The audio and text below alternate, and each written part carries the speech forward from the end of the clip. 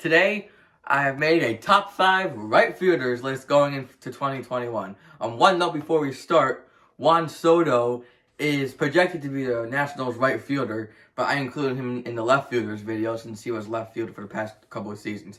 So he will not be on this list. So coming in at number 5 is going to be Michael Conforto of the New York Mets.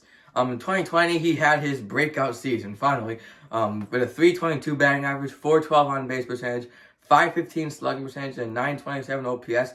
He hit 9 home runs and 31 RBIs. Not that the previous seasons were bad or anything. He just finally took that step forward and became a top 5 right fielder. In 2019, though, he did hit 33 home runs with an 856 OPS. 2017, he was an all-star with 27 home runs and a 939 OPS. It was a toss-up between him and Mike Yastrzemski for the number 5 spot, but he ended up going with Conforto because Conforto is slightly better defensively, and he's been around longer. He's proven a little bit more. And as far as Conforto's defense, like I said, it's not bad.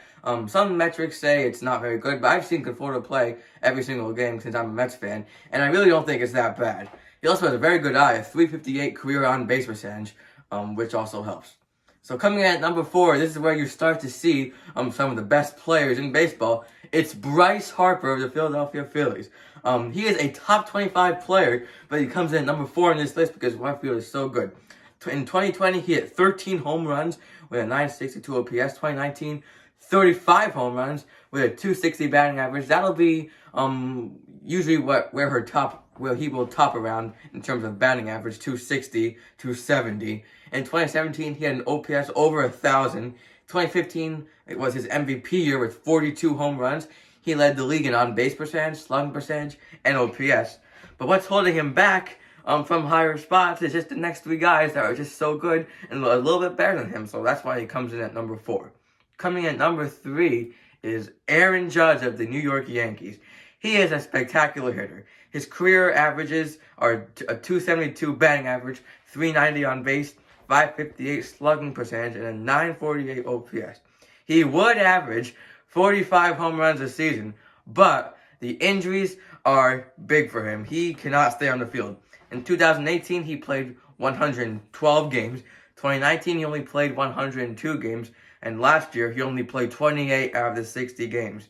But as you see, when he is healthy, he is one of the best hitters in baseball, one of the best players in baseball. In 2017, his rookie year, his first full year, he hit 52 home runs. This was a record at the time for rookies. So like I said, when he is on the field, he is amazing. The thing is, he just cannot stay on the field. But if he could probably take home number 2, maybe even number 1. Also, his defense is better than some people think. It is actually very, very good. Coming at number 2 is Ronald Acuna Jr. of the Atlanta Braves. Since 2018, his 162 game average would be 281 batting average, 371 on base, 538 slugging, and a 909 OPS. Also, his average would be 42 home runs and 32 stolen bases. In 2019, he almost had a 40-40 season, 40 home runs, 40 stolen bases. He had 41 home runs, and he just came up short with the stolen bases, 37. But I feel like he could reach that in the next coming years. He's also great defensively. Kind of makes some mistakes just because he's young, more on the mental side than the physical side, but those will improve as time goes on. Ronald Acuna Jr. is one of the most special players right now in baseball, one of the best young hitters and young players overall. Number 2 right fielder going in next year, because coming in at number 1, it's Mookie Betts of the Dodgers. His career averages is a 301 batting average, 373 on base, 522 slugging, and an 895 OPS. 30 home runs, 97 RBIs, 26 stolen bases. Again, I would probably bore you with more stats. I'll just tell you, in 2020, he finished second in MVP voting, 16 home runs last year. In 2018, he was the MVP. He also won the batting title that year for the Red Sox.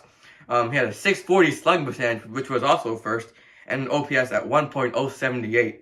And he has unbelievable defense. If you saw him in the playoffs, you saw the play he made. He basically carried the Dodgers to a World Series in terms of defense. The plays he makes going up at the wall and the arm he has. He made a throw from right field to third base this year on the fly, right on the money. I believe it was in Chase Field. some crazy defense. One of the best defensive right fielders. I think maybe the best defensive right fielder in baseball. And of course the hitting. He has it all. Mookie Betts is the #1 right fielder going into 2021. So that is all for Patch Stats today. If you want to watch some more Patch Stats, this is my most recent upload. And this is the video that YouTube recommends you watch. Thank you for watching, and we'll see you next time.